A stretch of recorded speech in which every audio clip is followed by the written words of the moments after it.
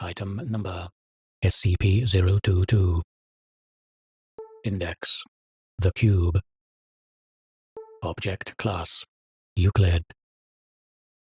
Special Containment Procedures: SCP-022 must remain seated in a secure holding cell at all times. Any entrance to the holding cell requires usage of the airlock. After personnel exit the cell, all clothing is to be immediately incinerated, and decontamination procedure SCP-022-P2 is to be performed. All personnel entering the room are to be issued an oxygen supply and full-body suit. At no time while in the cell should these articles be removed. Decontamination procedure SCP-022-P1 is to be performed once a week on the air in the cell or at the discretion of overseeing officer. In the event of a breach to the cell, all personnel must evacuate the sector immediately and any areas affected must be locked down.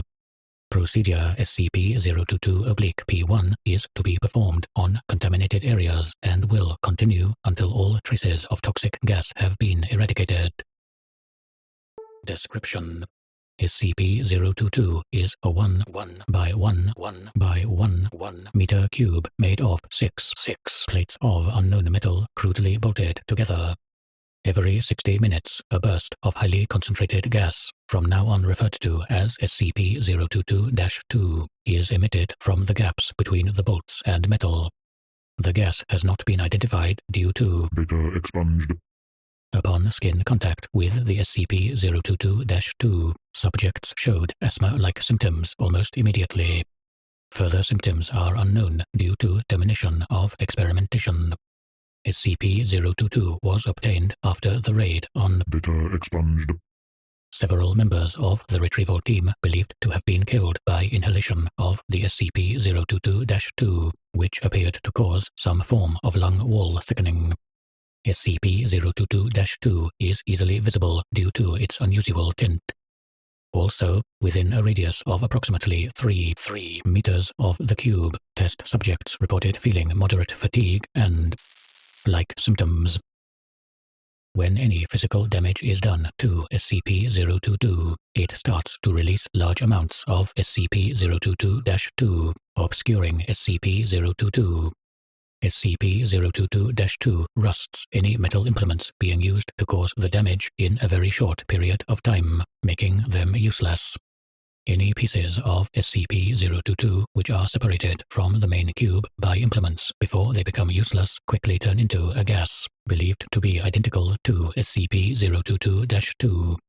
This has resulted in the failure of all attempts to determine what is inside SCP-022 and has prevented samples of the metal being taken. Addendum 022-1. When a diamond-tipped drill was used on SCP-022 in an attempt to discover what was inside, it penetrated to a depth of approximately 10 mm, at which point SCP-022-2 obstructed any further observation. The swarf created during this time quickly turned into a gas believed to be SCP-022-2. After drilling to a depth of half a meter, the drill was slowly removed. At this point, all of the SCP-022-2 gas present was attracted into the hole. Before the inside of SCP-022 could be examined, SCP-022 began to repair the damage done, and within 10 seconds there was no evidence of the hole. It is unknown by what method was SCP-022 able to repair itself. However, it is presumed that SCP-022-2 turned into a solid form.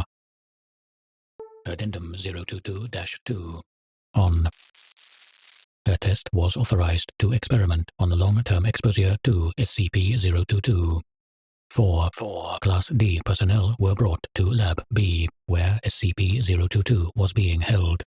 Dr. Jenkins and his assistants supervised the experiment. SCP-022-2 was regularly filtered from the room to keep the density at a minimum. Class D personnel were observed to begin showing asthmatic symptoms after an hour. Eventually, they were observed to begin eating the now rusted metal present in the room. Over the next few hours, metal protrusions of similar composition began to appear on the personnel. Contact is lost after 8 hours, in which Dr. Jenkins and his assistants were apparently neutralized by an unknown force and disposed of in the containment room. The incident was reported by Dr. Kondraki to appropriate staff approximately 7 hours after the containment breach. Addendum 022-3. Sometime after the formal testing, SCP-022 was relocated in the basement level Class D dormitories, where the whole of the current stock of Class D personnel had been thoroughly exposed. Containment teams observed similar mutations that had been noted in the formal test, such as 022-coated teeth and a taste for metal.